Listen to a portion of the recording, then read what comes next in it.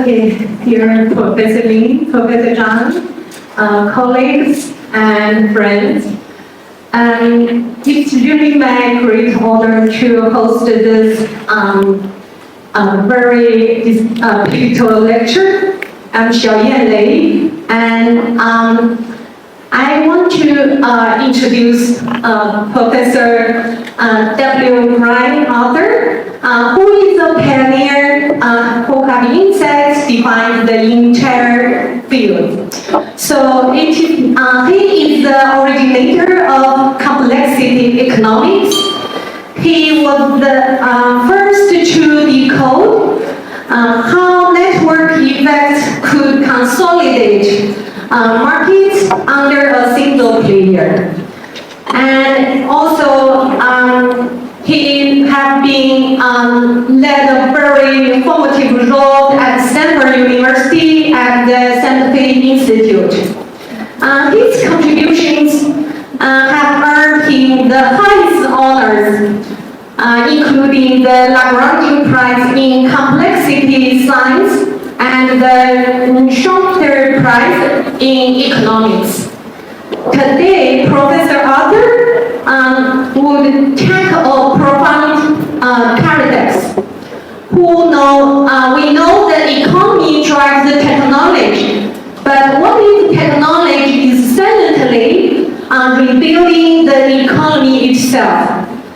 His lecture, he will change the topic title a little bit, that is how technology creates the economy. We'll unpack how AI is forging a fundamentally new economy. And he will project how next generation intelligent technologies could redefine our future. Please join me in welcoming the father of complexity economics, Professor W. Brian Arthur.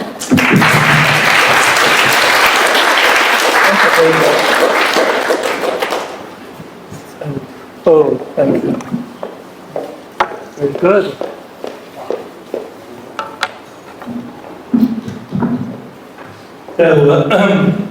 Good morning, everybody. I'm delighted to be here, and I don't believe I've ever spoken at Peking University, so I'm particularly honored and thank you for the invitation.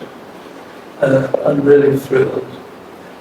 I want to talk about technology, as I was just introduced this morning. But let me start off from some observations. If I could get this to work.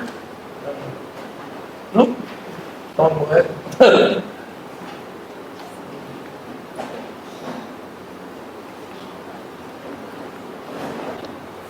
Okay.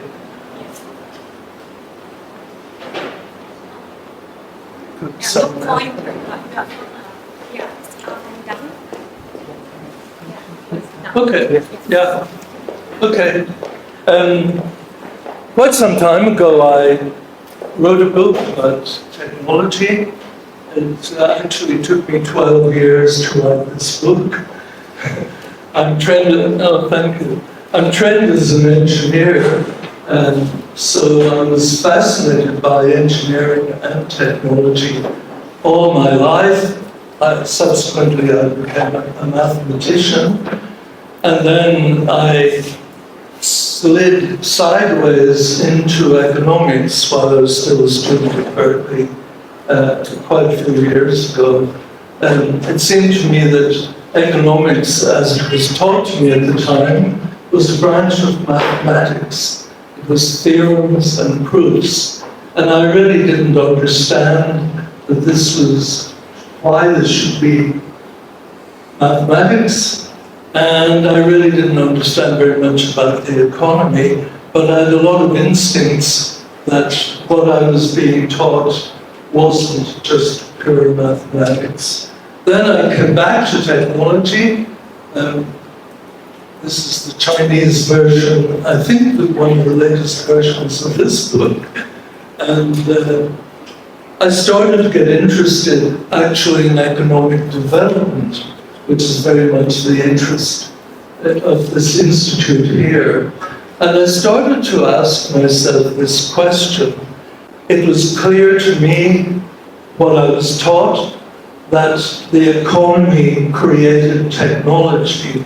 But as I started to look into things more and more deeply, it seemed to me that technology in some way created and keeps creating the economy. It doesn't do this once and then suddenly change.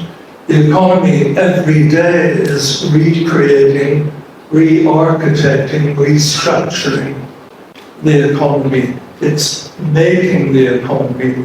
When I started to question people about that, I was told, yes, that's the way economists looked at this in the 1840s, 1850s. Certainly people like Marx did, and many other really good economists of that day. But this has gone out of fashion. The main fashion when I studied economics was that the economy is sort of standing there like a structure. There are many types of different industries, and every so often a new technology comes along and changes that industry. I thought, no, there's a lot more going on. In fact, I got fascinated by pictures like this. It's a bit hard to see with the lights here. This is a picture of, I would say, a picture of the English economy. This is a picture of the English countryside by a famous artist called Constable in 1819. That's the year Queen Victoria was born. And if you look at this closely, it's a bit hard to see here. There are technologies, there's horses, carts, there's fishing boats, there's farming going on. There's quite a lot going on here in the picture. And along came a number of technologies to do with steam engines, textile mills, water-wheel technologies. And over a space of about 40 years, this type of economy was transformed very slowly into something very different. So it wasn't that somehow it was the same economy with new technologies. It became a very, very different economy. This would have been about 1850, 1860s. But only about 40 years later, it's not a very pleasant looking picture of the economy. It's in black and white, there's a lot of smoke, but the economy in England, and I say England deliberately, not necessarily very many other places, had changed and become very industrial. And my question was, what happened? It seemed to me that technology, and I think that's also very much the interest of people here, technology was creating not something new to be poured into the old structure, but something that created very new and very different structures. And it was doing this very consistently, and in a way at the time, as recorded by Charles Dickens and Marx and Engels and others, that had created a lot of problems, to say the least, and was not that enjoyable for the workers, to say the least, but brought people to some degree out of poverty and gave them textiles, gave them machinery and food and a lot of good things. It took another 100 years or so before all of this became very habitable and livable in a sense. So I want to ask two questions here. How are novel technologies created, and how do they work their way into the economy? The standard theory that I was given in graduate school was that new technologies are invented. And if you start to ask, how are they invented, the standard theory had nothing much to say about that. Well, very smart people come along, they're geniuses, they're incredibly smart, and we can't quite say something very creative happens and new technologies came about. Seems to me that wasn't very satisfying. The other question, and I'll come to that in a moment, is if a novel technology is invented, how does it make its way into the economy? A process that Schumpeter and others called innovation. How does the economy absorb new technologies? And I wasn't very satisfied with the standard answers in that either. So here's this technology, glancing at that, it's obviously a jet engine, probably about 1960 or so, probably possibly Rolls-Royce or Pratt & Whitney jet engine. And that was invented really in 2 or 3 different places. Germany was one place, England was another, possibly Italy as well. And in the late 1920s, early 1930s. And if you look at this is about 30 years later, a fully developed jet engine that actually worked very well. You have to start asking, where did that come from? This is an invention. It's incredibly complicated looking. It's not obvious somebody could just sit in the bathtub or wake up in the morning and say, we need jet engines, so I will snap my fingers and we'll get something that's complicated. What is the process by which invention really works? I started to read a lot, I started to talk to people. I phoned the chief engineer of the Boeing 747, Joseph Sutter, who has since died. And I asked these questions. I asked these really smart people, how did they come to invent things? And I got a consistent story that I want to give you. What I began to learn was that invention isn't a matter of genius, so there's hope for most of us here. We don't have to be somehow almost from another world. We can come in, but invention, I found, is very much problem solving. Where do the problems come from? Well, in the economy, a lot of the questions get asked. This could be in China, it could be in the UK, it could be anywhere in the world. At certain times, certain questions come up. How would we land a man on the moon? That might be the mid-1960s. Mid-1930s, in the UK, question might be, okay, we now have heavy aircraft, metal-clad aircraft. They can carry bombs. They're very powerful. They can come from somewhere in the continent of Europe towards England and drop those bombs. How would we detect such activities? How would we detect fleets of aircraft? At that time, the main way to do that was to have blind people with very, very sensitive hearing and build enormously huge ear trumpets that where they could listen for bombers coming 15 or 20 or 30 or miles away, 50 kilometers away, with very, very good hearing. But still that was not good enough. So the problem was out there. Is there a way to do this electronically?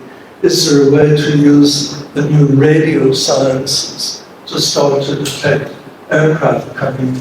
Other countries were thinking in these directions too. And so in due course, radar came along. But radar didn't come along as a genius invention, came along as a solution to a very real problem. And I find that that's invariably the case. Even technologies like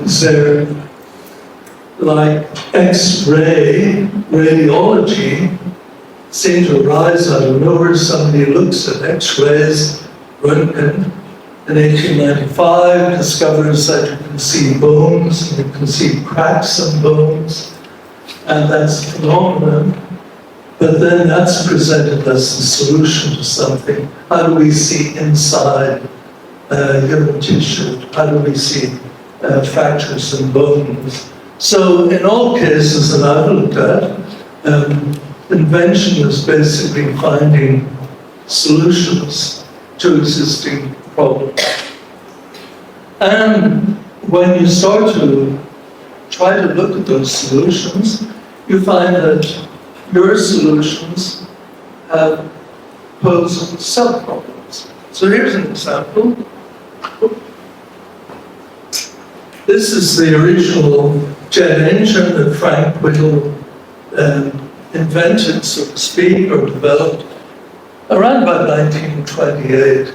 He was actually a student at the time in the Royal Air Force in the UK. And Whittle was asked, as writing a term paper for his course, he was a student, how would you design an engine that could fly at a very high altitude where there was very little oxygen? We could speed up propellers an awful lot if the air is thin. But if you speed up the propeller enough, it will exceed the speed of sound, and it doesn't become efficient after that. Whittle started to think about multiple ways you would solve that problem. And I began to realize he described in great detail the process he had gone through. Well, you could do this, or you could do that. You could do a third thing, you could do something else. And these various principles went through his mind. And he began to say, how would I make this happen? And to give a more mundane example of this sort of thinking, and to show you that I don't think it's genius, I might face a problem in my daily life. So let's say I live in Palo Alto in California. Let's imagine that I work in San Francisco, which I don't. And let's imagine that my car needs repairs. So suddenly I'm in a car. But I need to get to work in the morning. So then I sit down and I say, okay, well, maybe I could borrow my wife's car. That's one possibility. But that starts a sub-problem. Is my wife's car available? So I ask, that's not possible, it turns out. Maybe I could take the train from Palo Alto to San Francisco, but then I would need some way to get to the station. So I'm solving problems in a very everyday way, and then the sub-problems arise, and then suddenly I have to solve a new level of problem. It's the same climbing the mountain, climbing Mount Everest. The mountain's done first. Overall, we want to go up this route, but if we go up that route, there'll be rock falls here, there might be ice falls there, there's a treacherous wall here. How do we get past these subpars? What I want to point out is that sort of thinking is something we do all the time. All of us say, I can fly to wherever. I flew here from Japan. How do I get from Japan to Beijing? Once I'm in Beijing, how do I get to the hotel, etc.? We make all those kinds of problem solving. We do that all the time.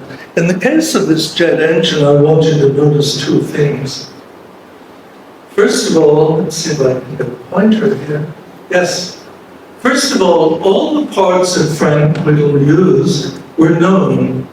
And the whole idea is to bring air in the front of the engine, compress it, so like a fan compressing the air to be much higher in pressure, much more oxygen, pass that through to the next chamber, burn fuel in it, so you inject fuel into this aircraft, into the engine, you burn fuel in it, you have to find some way to drive the compressor, so you add a couple of turbines, they're just like windmill wheels at the back, and then the resulting very high energy air, very hot, high pressure, high velocity comes out the back, and that propels the engine forward. So in a way it's all simple, but notice a couple of things. Every part, this was thought up around 1928, every part of this had been thought of. We knew about gas flows at high pressure and high temperature through tubes. Whittle knew about compressors, those were out there in industry. He knew about turbines. Frank Whittle's dad was a turbine engineer and an inventor, and so around the dinner table people talked about turbines. And he knew a lot about combustion chambers and burning fuel at very high velocities and so on. All of this is very dangerous, by the way, but Whittle knew that these parts were available. So in a way, I would say this invention is not a matter of genius, as I keep saying. It's a matter of finding solutions from parts that are already available. How did we put a man on the moon as human beings? Well, we already had rockets that would get someone into orbit. We knew about orbits. The Soviet space system and the US space system and some others knew a lot about how to propel people in space. We knew how to do landers. We had, and I'm talking we as human beings, we had fighter pilots who knew how to pilot sort of aircraft. So all the pieces were there. In invention, what you're really doing is looking for solutions given the toolbox of technologies that already existed. Occasionally, you come across an illustration, if you look at very early versions of technology, sometimes they're a little bit shocking because you can see exactly how that technology came about. Here's an example. This is a very early railway train. I would guess that it's British. I would guess also that this train probably is about 1831, 1832. You can tell from the technology just when it was. Notice this, all these pieces existed. These are carriages. And in English, you still say, I got on the train, I went from, in a carriage, I got into a carriage on the train. And the idea of the train was that just like ladies' long row, there was a trail or a number of carriages being trailed along, in this case, by a steam engine. Steam engines were already here. That's a boiler, a chimney, all of these levers and ability to change horizontal motion into circular motion, all that existed. This is the ability using wood, in this case, I think, to generate the steam. So all of these parts were already known. So novel technologies, and this goes for AI or anything that looks incredibly sophisticated, are put together from what already exists. The idea of running all this on rails, that existed within the coal mines and other sorts of mines. So the next question I want to answer is how do the technologies actually create the economy? Let's say there's a new technology. I'm claiming that it doesn't just come into the economy, it actually does something a lot more subtle. Here's what I think happens. Firms, or if you like, industries, or individual people or organizations, they don't quite adopt the new technology. They might. So if you're a manufacturing factory, around 1870, you might say, oh, well, there's a new process for steel coming in, the Bessemer process. I will adopt that. That was true in the late 1800s. What's happening now is something, I think, much more subtle, and it happens all the time. And this might be something you're already familiar with here, but the claim I want to make is that firms or whoever's taking on the new technology, they encounter the new technology.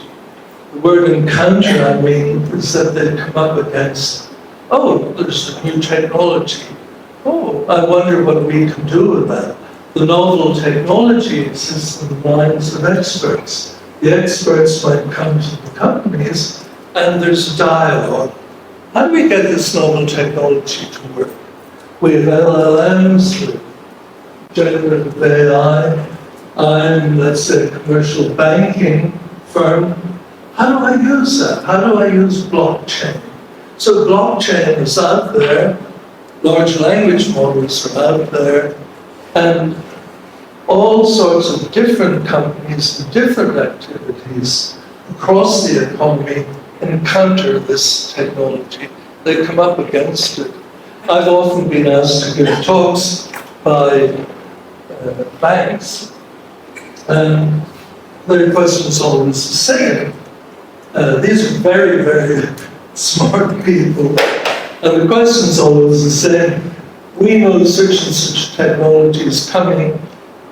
What do we do about it? So it's like meeting somebody, and the word encounter, by encounter I'm really talking about meeting somebody and wondering, oh, what do I have to learn from them? What can we do together, if anything? Will I take this technology seriously? Will that be part of my process? Will my firm be able to use that? If so, how? The process that I'm talking about, what I've observed, so I'm not just making a claim here, this is from observation, is that when firms encounter the possibility of taking on a new technology, they don't adopt it, they take pieces of it. And they combine those pieces with parts of their standard operation that they're using already. And that creates something new, and generally speaking, something different. So here's an example.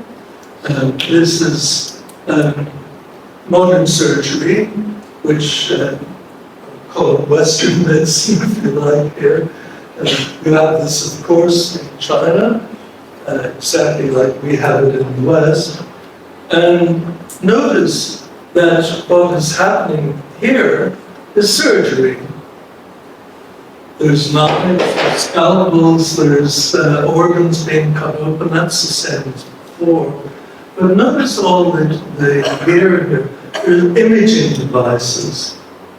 There are devices to guide from the inside. You can make a very small slit in somebody's wrist, and then in the arteries you can thread very small and narrow tubes through.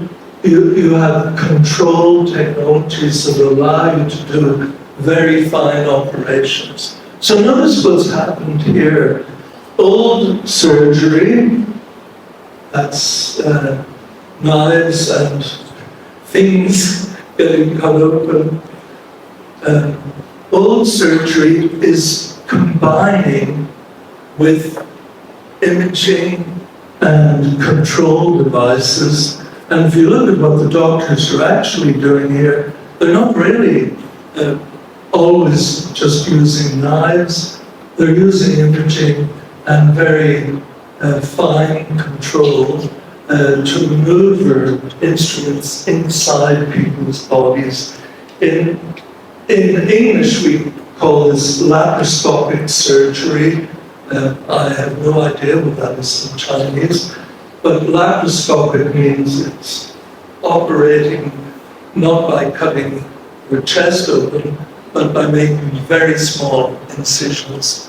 What I want to emphasize here is that this isn't adopting imaging, it's integrating certain processes from imaging, from MRI or CT scans in real time, and certain processes from instrument control with what is being done already.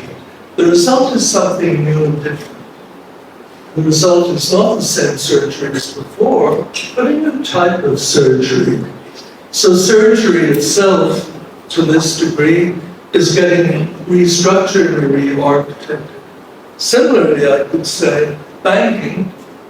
I arbitrarily just chose this, I have no idea where it is. This could be Wall Street, it could be in Chicago, it could be in Shanghai, I have no idea. In banking, what's happening is not that banking is adopting AI, it's not adopting the ability, say, to make novel contracts or to do novel things. It's not adopting the blockchain. It's integrating its own financial processes, choosing some of them, say like setting up escrow accounts, and integrating that technology with some of the things that are offered by artificial intelligence or by computation or by other digital technologies or by blockchain. Again, the result is not banking that's just more productive, it's banking that has been structurally re-architected from the inside. So it's a bit like saying, I'm going to change my house. What will I do? Well, I'll keep some parts. I'll keep the kitchen, I like that. I'll keep the outside part, I like that. I'll keep the parking spaces. But I'm bringing down the roof. I'm replacing the roof with a new type of roof that I have borrowed from some other set of ideas. And so the building you're in is still the same, but different. And it's literally been re-architected. So those are the two principles that I want to emphasize here, that Schumpeter pointed out that new technologies come into the economy all the time, they're invented, and then they are adopted. I think, I like Schumpeter, by the way, he's one of my heroes. But what I'm pointing out is that I would put it a different way. He's not quite wrong. I would just say problems are solved all the time, and we find solutions to them within the toolbox of technologies that exist already. And that works its way into industry by having some of what was done before in industry combined with some of the new possibilities to give us something different. I want to take some conclusions from this. So the encounter I'm talking about between all across the economy, by different firms, by different industries, and that encounter occurs right across the economy.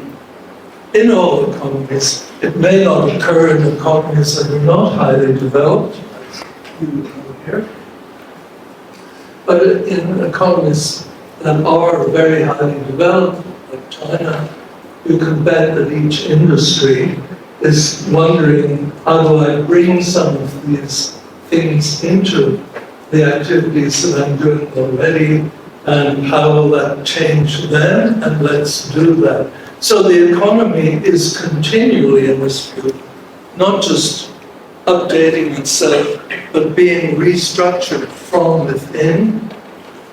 The word I would use is recreated, or another word I prefer is the economy is being re-architected from within, just like your house might be at all levels. I emphasize at all levels because I'm a theoretical economist, and I see model after model that just says, here's what's happening at equilibrium in an economy. The economy stands there. Let there be a new innovation that lands.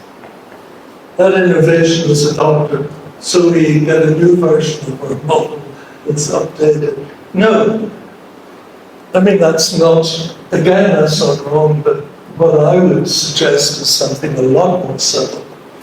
The economy is like an organism with overall technologies, overall ways of doing things, very large structures, very small structures.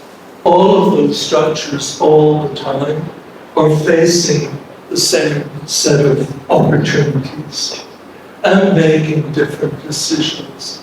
So the economy is changing at the top level, at medium levels, at microscopic levels, every day, every minute, all the time.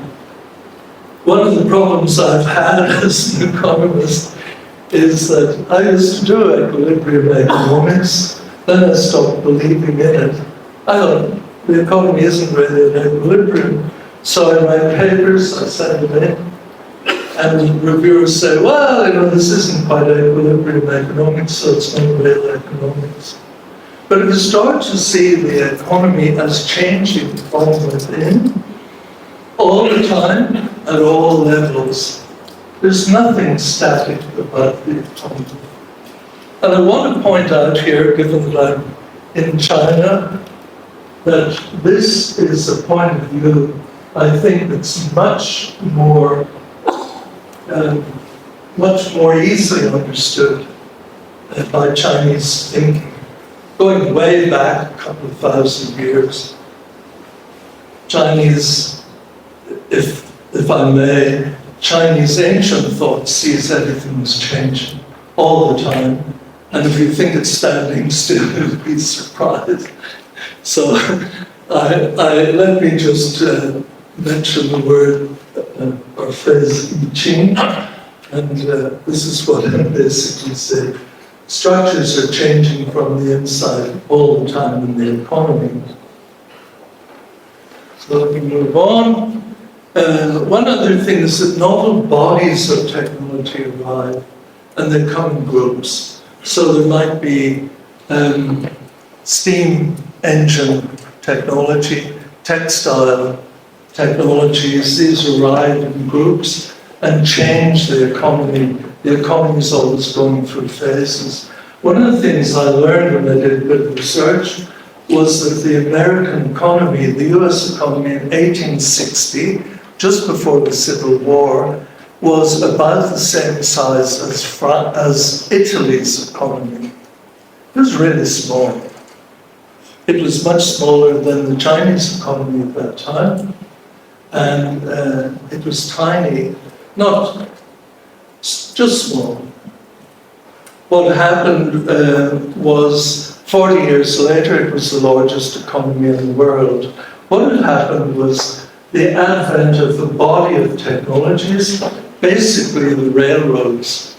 And Schumpeter himself announced, why is it not the largest economy in the world? He says one word, railways. And so when a novel body of technology comes along, it works its way into the economy, and that sets up a phase or an era, if you like. We're now in the era of digital technologies. We've had an era of mass production, we've had an era of electronics, we've had an era of computation. In the past, we've had an era of electricity and chemical technologies in the 1880s. We're very firmly in a new era, it loosely calls the digital revolution. I want to spend some time on the digital revolution because I have no doubt that all of you in the room here have your own versions of that. As economists, we're all experts in what's been happening digitally, and there's different versions of that. If you're from a country that's not digitally advanced, hardly think of any of around, you might have a different perspective.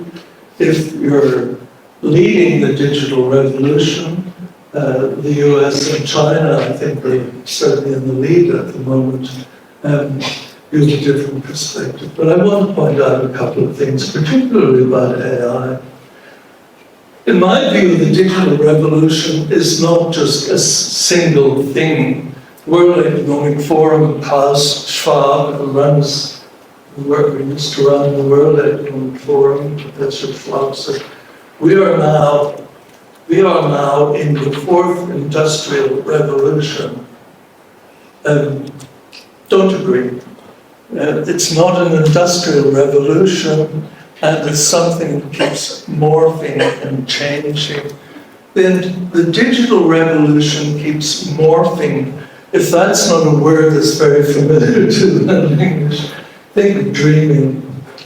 You're in a dream, you're in a situation, and that situation in your dream keeps morphing. It changes.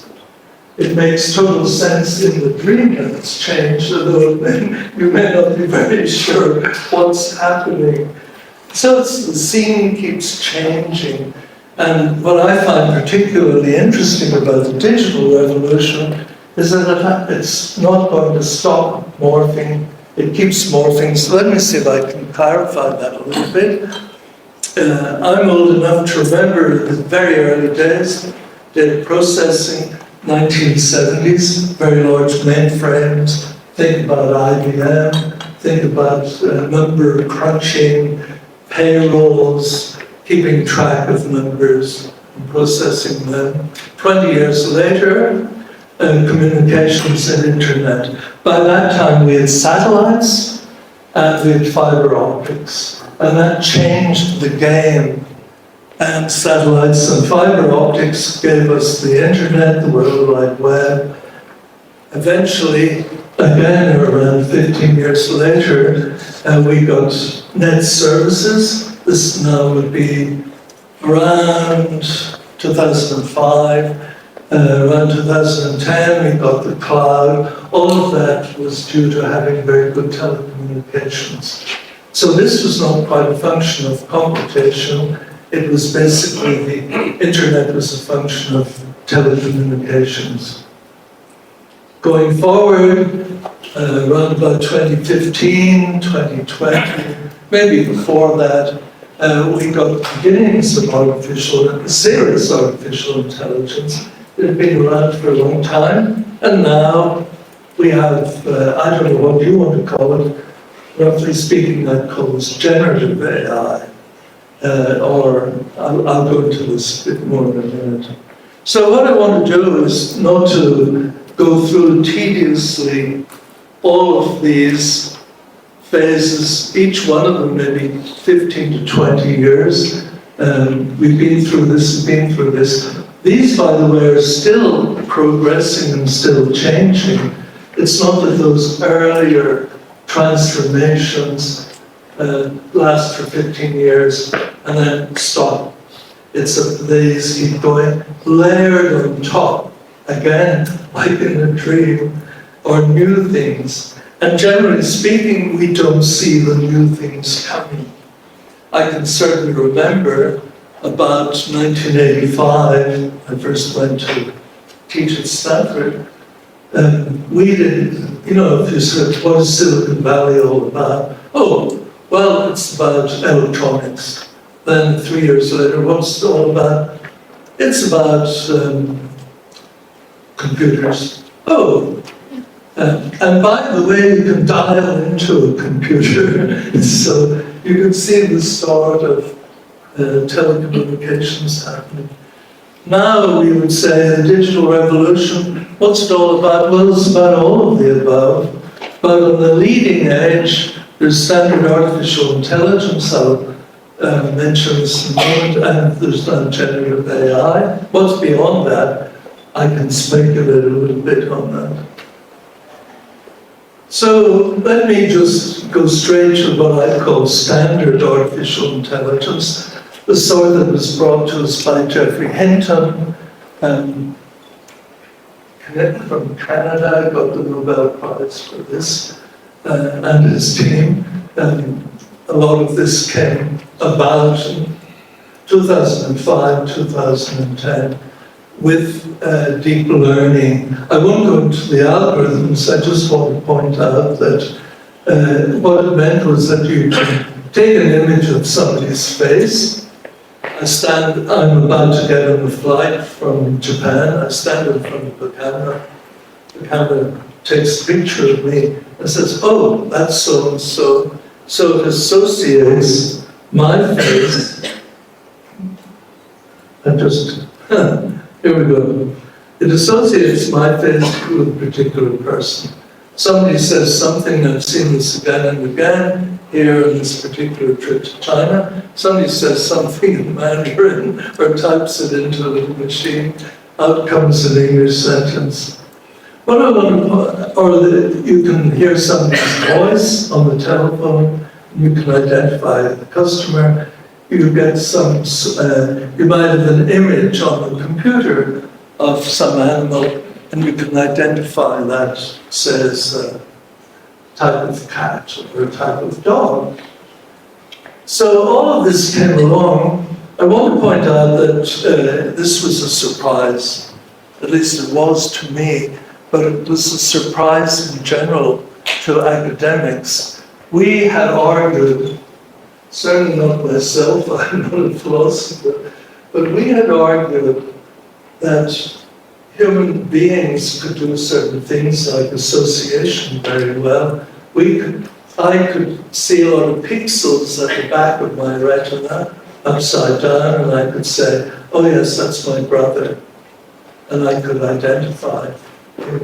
And we had the idea in academia, possibly not everywhere, and not with everybody, but we had this idea that computers could never do that.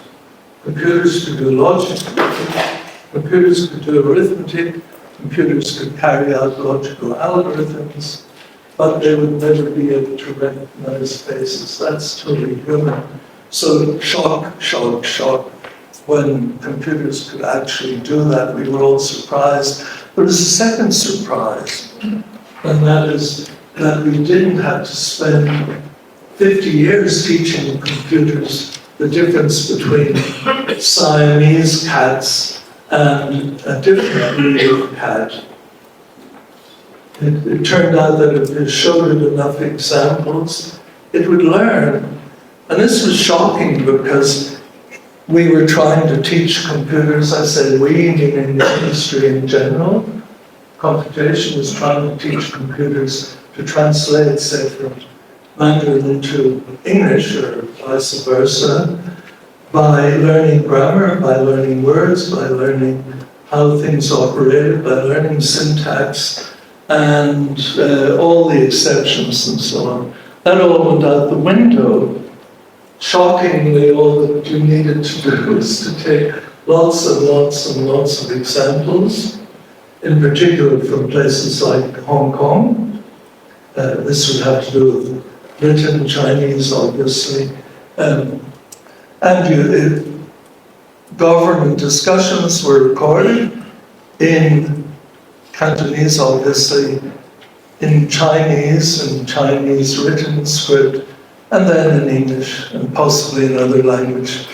So you already had the translations, and if you taught machines how to make the associations correctly, and to extract what was habitual in those languages, you immediately got pretty good translations, now close to perfect. This is a real shocker. We were not thinking that you could do things like face recognition without an awful lot of logic and science and so on. Basically, we'd achieve that by just showing the thing enough faces and teaching it to make up its own mind. So in that time, I would say deep learning brings a sort of intelligence. It's an AI, but I would call that associative intelligence. There's intelligence that does logic. There's many different intelligences. But the one that we're particularly good at as humans is associating. I said, oh yeah, I've been to Myanmar recently. If you've been in Myanmar, immediately you have all sorts of associations. Did you see this temple? Did you go there? What was it like talking to the government? So we do associations all the time. Now we're moving to a different sort of intelligence, I would claim. And this new intelligence, I'll just call it generative AI. It's basically, think large language models, transformer models.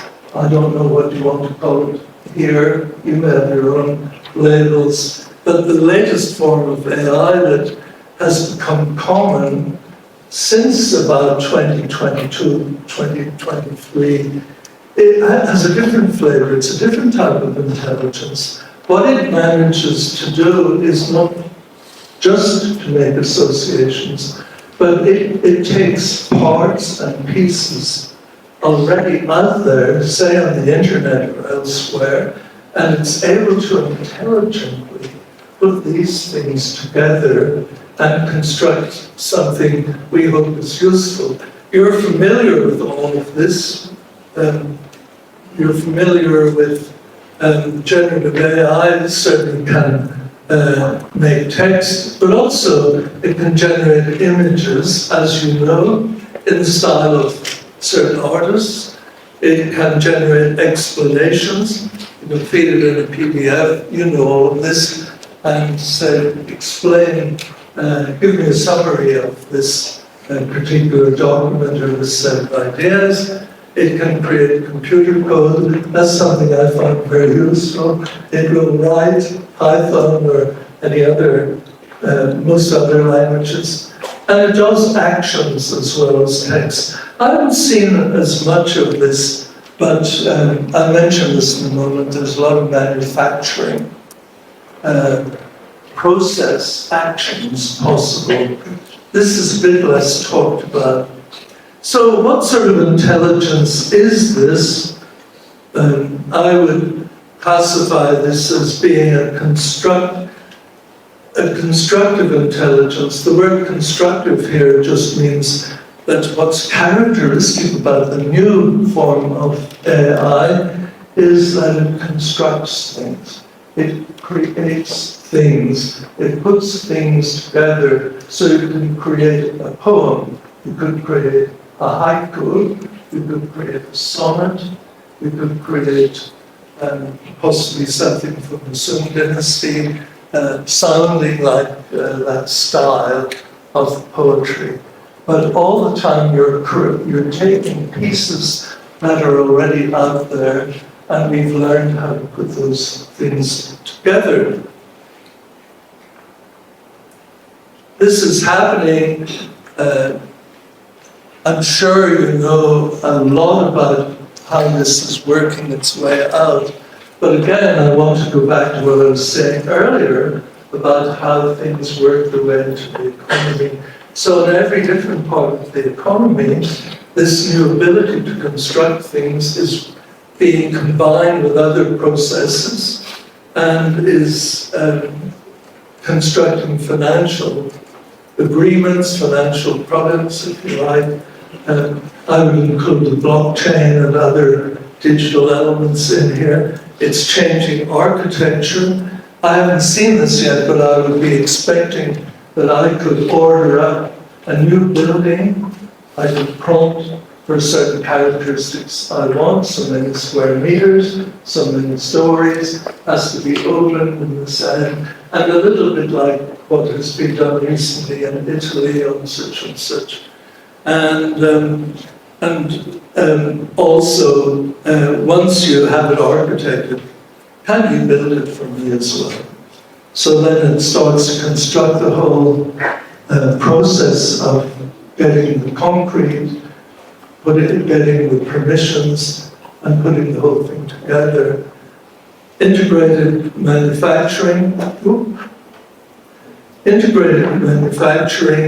meaning manufacturing processes can be constructed and put together. Intelligent design, that's not just being a wonderful designer of new products and processes, new anything, but getting AI to do this for you.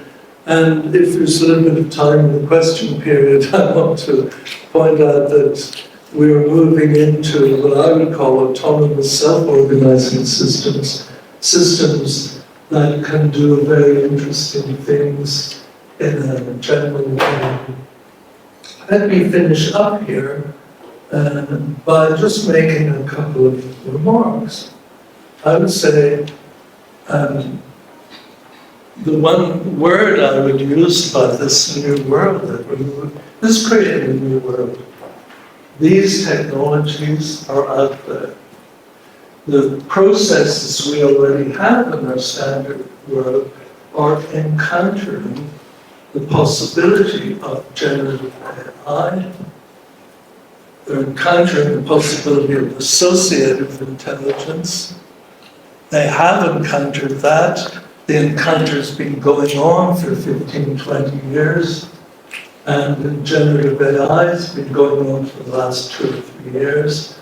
This will slowly re-architect or restructure the economy that we're used to dealing in, and it won't be the same. And it won't look like anything I think we quite expected to look like. So the overall feeling, I was in a conference a week ago in Japan, and the overall feeling people seem to have, and certainly one I share, is the word uncertain. We don't know what we're moving into. I have great respect for the possibilities. I think this is an amazing thing that we can create and construct and just press a button. And I would love to prompt a generative AI program and say, my prompt is, give me some example that asks a question that is more sophisticated than the one I'm asking now. Then I take the answer and feed that back to the question, and it keeps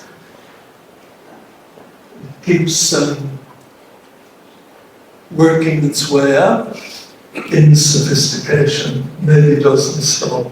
I haven't seen anybody do this yet, but no doubt that people are thinking about this.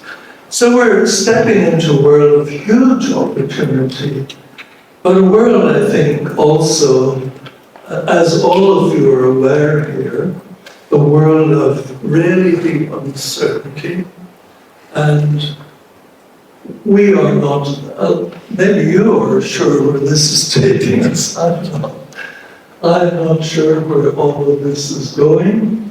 It'll be quite different. And it's not just that this will do things like it will take education and speed it up. It will change the entire process. And the one thing I want to point out, and this is something I've worried about a long time, that if AI comes along, what will it do to us as human beings?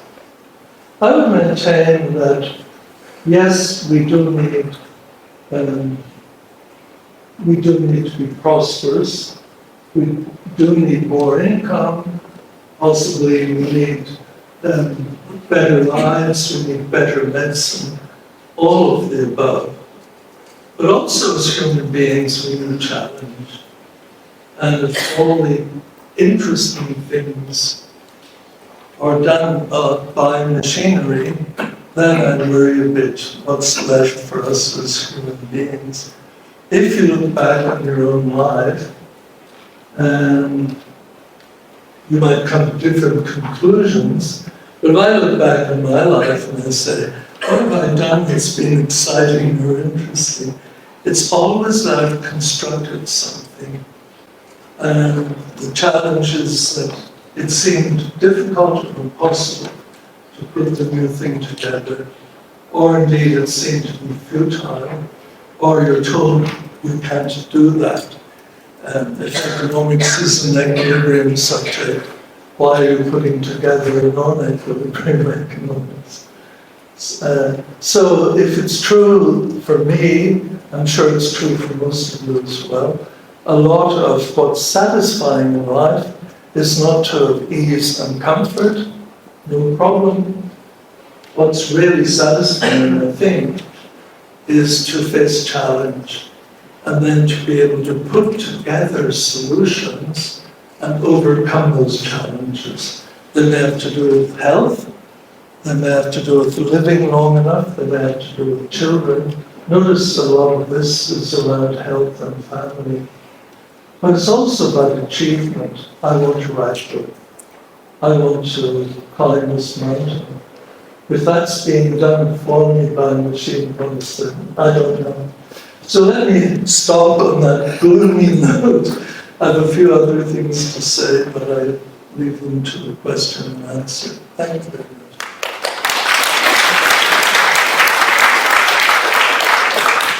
Thank you. Thank you very much for the very insightful speech. And now we are open to the floor. Please raise your hand if you have any question. And please be concise and just give your name and the affiliation, and then just ask one question, okay? Okay, the lady here. Oh, no, that's perfect, okay. Okay, thank you, Professor. This is Mario from Joy Capital. I'm a venture capitalist. About 40 years ago, you wrote an article on increasing returns. Many venture capitalists in Silicon Valley consider the starting point of the network economy. Network effects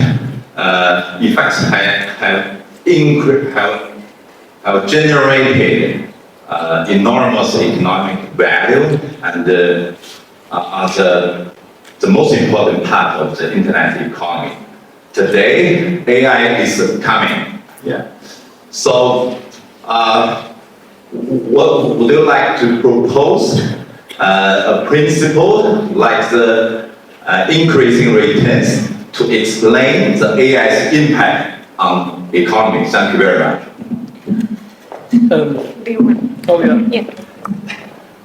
Thank you. Yeah, it's true that in the 1980s I proposed a theory of increasing returns. Basically, that's come to be the standard economics of how Silicon Valley and places like that work. That idea, so it's not too mysterious, is that if firms in technology or technologies themselves compete, the more technology is adopted, the more advantage it gets, the larger the network of users, and that gives a firm or a technology a lot of advantage. And if it continues to use that advantage, it can dominate the whole market. But just because it was smart and lucky as well. I was told by Eric Schmidt, who used to run Google, the chairman of Google, before he did that, he took me out to lunch and he said, we used your ideas to launch Java. And I said, well, that's nice to know why you're talking to me. He says, we want to know what we can do for you in return, which is a very, very kind thing and not something I would associate with top technology people. So is there a principle that AI is bringing to the economy? I don't know. Oh, I would add about increasing returns. I tried to publish that in economics. Took 6 years to publish that paper. I don't know if it follows citations. I didn't very much. But the paper was turned down and turned down and turned down and turned down and turned down. For 6 years, finally it was published, and it's got a few citations since that.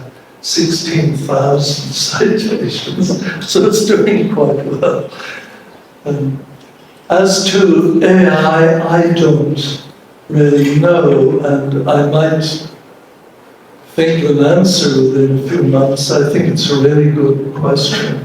What I would say is simply this, that we've achieved, it's what I just said a moment ago, we've achieved something in the economy that we never thought we would. Two things. One is we can look at things, we can look at a factory floor with a remote camera, and we can see which boxes need to be loaded and figure that out visually. So we can do these associations beautifully, and we can put together things.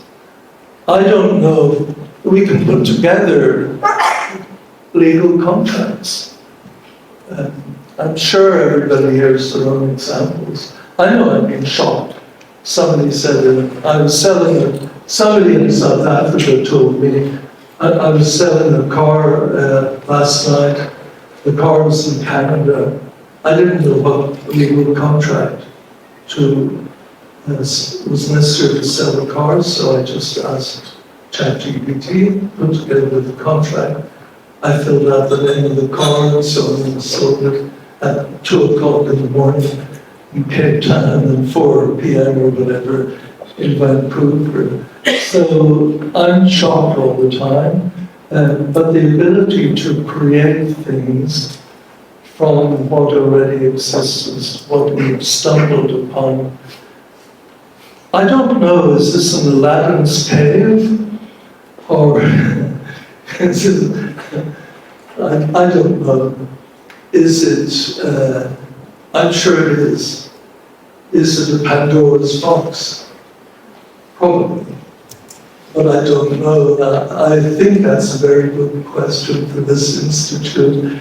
Not so much as, it's not one or the other. Every technology brings along blessings, and I haven't yet seen a technology that's free from problems. We have aircraft, air transport, fine, it's wonderful. But that means that pandemics can start in summer on the west coast of Africa or somewhere and be in Toronto the next day. So there's no technology I know that's free of challenges, and I think we should be very aware of that. Okay, thank you. I want to follow up the question and answer you just had. Certainly, we know that economic development is a process of capital accumulation and a capital deepening process. Capital deepening. Yeah. And if technology does not change, certainly we expect decreasing return to the capital accumulation. And you propose increasing returns. And that's how we can have economic growth. But when you look into the facts, certainly before 18th century and after industrialization, industrial revolution, we do see the jump in the growth rate. Because historically we know for the world, the average annual growth rate of per capita GDP was 0.05%. Then it jumped to about 1% in years, and that must be a result of increasing returns. But we maintain those 1% growth rate for almost a century. Then we jumped to 2% in years. During this jump, we seem to be increasing returns. But in the past century again, the average annual growth rate in the advanced country has been maintained at 2% per year. And there seems to be some kind of constant return to scale or constant return to the capital accumulation. And how can you reconcile the increasing return to the phenomenon of constant return? So, thank you.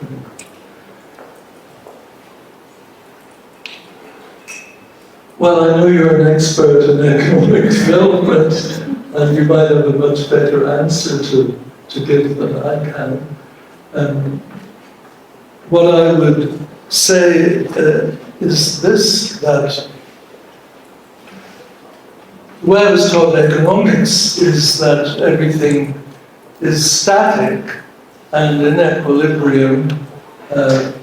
I studied development economics myself in Berkeley some years ago, maybe, and I was struck by the fact that people are trying to look at economic development as an equilibrium phenomenon, which is very strange, because economic development is a non-equilibrium phenomenon. If you have, I'll just point this out very quickly, that I believe that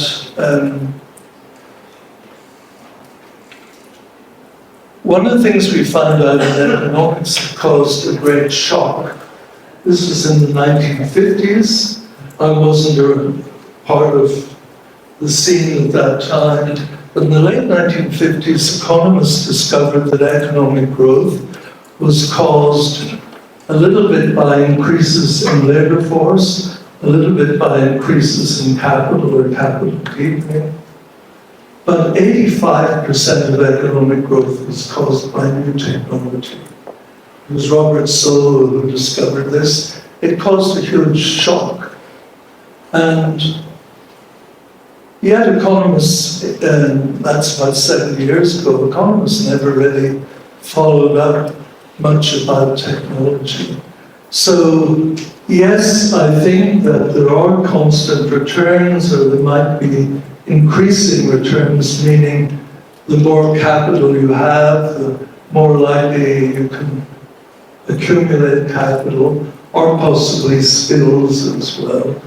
But I do think that over the entire world, economic growth took off largely because countries, first England, and then places like France or Belgium, and then spreading through Europe, maybe later on Russia, America, and then Japan, and with an enormous amount of energy, China, all adopted more modern technologies. So I would recommend not thinking too much about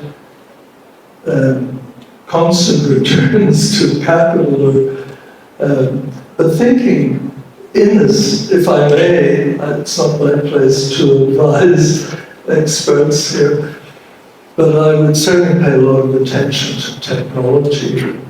And when I was writing that book on technology, the one thing economists kept asking me is, why are you writing about technology? I mean, what's there to say? I mean, is technology important? I mean, why bother? What do you know about technology? Well, I have degrees in engineering, etc. So I would recommend, the reason that countries, say like Vietnam, has modernized considerably and is doing very, very well is, for reasons of capital, for reasons of skilled labor, reasons of human capital. But one main reason it's doing very well is that it has learned, possibly from China and from other countries, how to do modern technology, modern manufacturing technology. So I think paying a lot of attention to technology is very important. Thank you. So, Professor Zhang?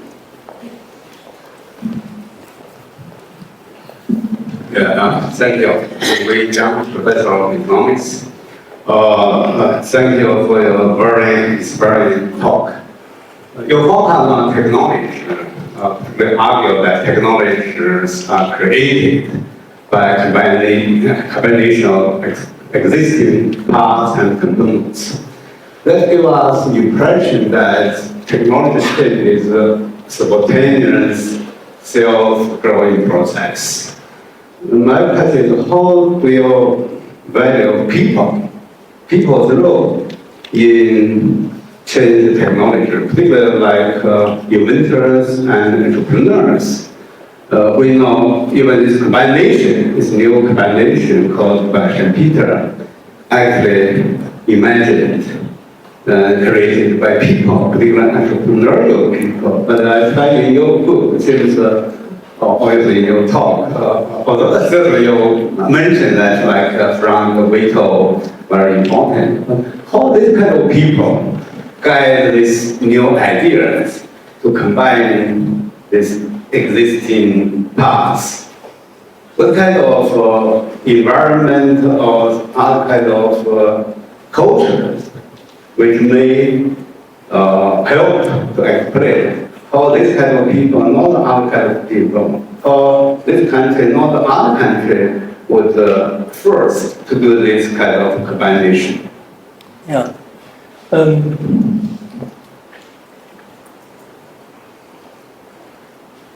Well, obviously, I remember when my book first came out and I gave a talk at Stanford on this, and people nodded their heads and said, yeah, we understand what you're saying. And then a sociologist put their hand up and said, you don't mention people very much. And I think it's a very good point to make.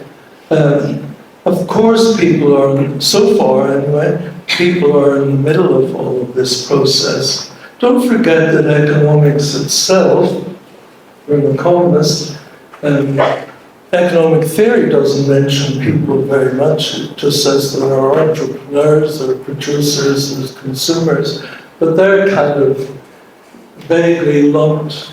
I would say in all of the technologies that are being developed, there are individual people. They're extremely important. All technologies so far have come from people. It's like all music comes from composers, but we can often abstract from the composers and say, what's the difference between Baroque music and other types of classical music? So yeah, I do think people are extremely important. And I do think that even in this world of artificial intelligence, all of this is not just created by people, but it's created by analogy with how people really think. We don't really think by logic. I was taught to speak French by logical rules. In the end, you can't do it. What you need to do is to go to France, talk to people, and you get trained just like an AI would be trained by listening to people and then by copying what they say. So I do think that, I think people are extremely important. I think you're right that if I were rewriting this book I wrote, which has been very heavily read, I would say more about people. I think I've been trained as an economist to take the story away and just assume people are in the background, but it doesn't mean they don't exist. All right, thank you. Probably I should give the first lady who can, here. Oh, so great. Okay, my question is, when measuring the impact of aspects of digital revolution, such as internet accessibility on any of economic outcomes, what is the typical time lapse before the effect can be accurately measured and why? Say that, I didn't catch the last sentence. What is the... What is the typical time lag before the effect can be measured accurately and detected, and why? The effects of what, please? When measuring the effect, the impact of any aspect of digital revolution, such as the internet accessibility, on any of the economic outcomes. What is the timeline? Yeah, that's a great question. Thank you. These are all good questions. What I would say is that the timeline is roughly equal to the amount of time it takes for this encounter to work its way out. So something new comes along, like smartphones, that comes along, I don't know when, maybe 1990 or with Apple phones or something. And then there's a timeline for people to adopt smartphones. But they don't quite adopt smartphones, they sort of encounter them. And they encounter their friends using smartphones and they say, how would that work in my life? And maybe there's a timeline, in this case 5 to 10 years, before the pretty good smartphones come out and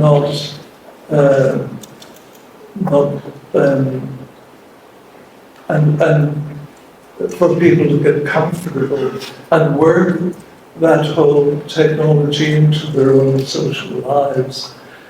I would point out one thing as an excuse for me to show very quickly 2 or 3 more slides, if I may.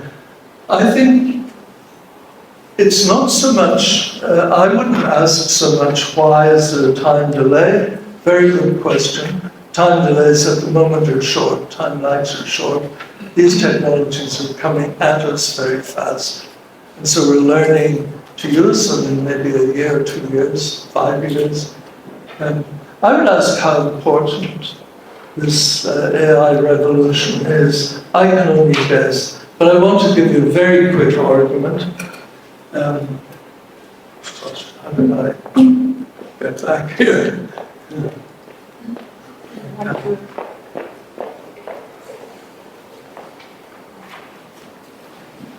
Switch to slides. Yeah, people often ask me this revolution of AI or the digital revolution, how important is that? So let me give you a very quick answer. That's my answer. I think there is a historical precedent for what we're going through. It's the printing revolution. Printing was invented in China 600 years before we got it in Europe. It didn't take off for obvious reasons here. You'd have to keep type for 3,000 or 5,000 characters. It turned out not to be very useful at that time in China. It was reinvented in Europe in the 1450s. But it had a profound effect. People say this digital revolution, particularly with AI, is maybe important like the Industrial Revolution when we got textile machinery. No, I think it's more important than that. And the more important revolution in history for all countries was the printing revolution. Why? Information became publicly available. Now what's happening is that intelligence, meaning recognizing things, thinking about things, constructing arguments, is becoming publicly available. You could go out and buy books in 1450, and Copernicus did that, and he was able to get good information and use that to figure out that the sun was at the center of the universe. There's Mr. Copernicus, and there's the sun at the center, that's Earth, and that's the moon. And so what I want to point out is that now we have not just information being publicly and freely available, and in the Industrial Revolution we have energy being available, steam energy, other types of energy, electric motor energy, electricity, so that drives certain things. Now we have intelligence or intelligent abilities becoming publicly available. And in the case of printing, as I say, this led to the rise of modern science. People could read books, they could think about the books. Before that, all the books were held in monasteries in Europe. You had to get permission, you might not get permission. If you were lucky, you could read 2 or 3 books, and you might become a bit more learned. But once you could privately buy books, you could discuss those with your friends. Modern science arose then, another thing arose, it's Martin Luther, and in standard European religions, you could start to think for yourself. That led, by the way, to about 150 years of war, Protestants, Catholics, and so on. So I'm not saying any of this was particularly easy. But that is basically, I've seen it argued, and I would agree, that the printing revolution in Europe gave us what we would call a modern world. It's that modernity, that form of modernity spread to other countries, and now countries like China are taking the lead in that type of modernity, and we're not quite sure where all of this will go, who will lead it. I'm sure China, and possibly, with luck, other countries as well. But that keeps unfolding and keeps changing. So I think that's, we've had an extremely, we're in the middle of an extremely important revolution, and we're not sure where it's taking us. Okay, now we have the last, I think the one behind. Oh, you don't want? Okay, you were the first to do that. Oh, now, okay, now you want to. Thank you so much, Professor. That was very insightful. I also wanted to ask a question in line with what he also said, people. So you mentioned at the end of your lecture that you are afraid of where we are going, and that you have like machines doing what a human being can do. So I know for a while scholars have argued to whether demographics contribute to economies. So I wanted to find out your take on using technology to mitigate these demographic issues. Thank you.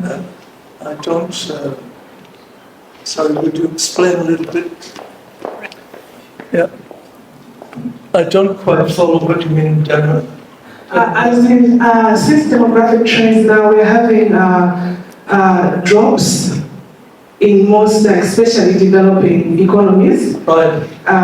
like fertility rates, so which might affect economies as well. Yeah. So I wanted to know what your take is on using technology to mitigate these demographic drop in trends. To bring, Mitigate, yes. bring an increase in fertility rate or a decrease in... And using maybe machinery. The economy, you mean to just due to the declining infertility, the structural change of the population, probably the economy will not grow as fast as before. Now maybe the technology can help overcome this. Yeah, like for example, labor, you are now using, instead of labor, human labor, you are now using technology like machineries to mitigate those issues. So I wanted your take on using technology to mitigate demographic trends. Well, I used to teacher in the Department of Human Biology at Stanford, because I'm a demographer. I had written a lot about population studies. That was my professorship there, part of it. My other qualification is that I have 4 children, so that is a bit embarrassing if you're a demographer. I would simply say this, that we've had an awful lot of worry in the 1970s, 1980s, especially concern here in China, about keeping population at some sort of reasonable level. You could make a lot of arguments as to whether that's been successful here in China or elsewhere in the world, or not so successful.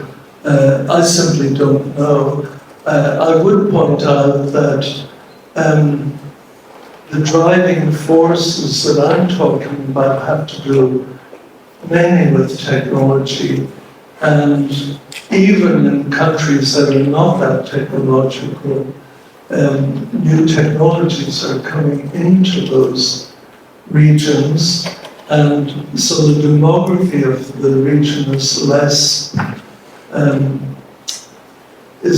important than the fact that novel technologies are coming in. Still important. I think one of the biggest things in demography, I would say, is that 100 years ago or 50 years ago, in many countries, people lived only on average to be 50 years old or 60, maybe less. Now, just about everywhere, people are living to be 70s and 80s, and maybe even older than that. So I do think demography is important, because you want to live to see your grandchildren, maybe. You want to live a healthy life. You want to have friends. But it's not primarily driving the economy these days. I would say technology is, and these developments I've been talking about in AI, certainly. Okay, so Karen-san, probably we should stop here. I'm sorry, a lot of people want to just ask questions, but really we have limited time. And thank you. We today hear Professor Arthur just described that technology is not only the product of the economy, but the economy of the technology also create the economy from within.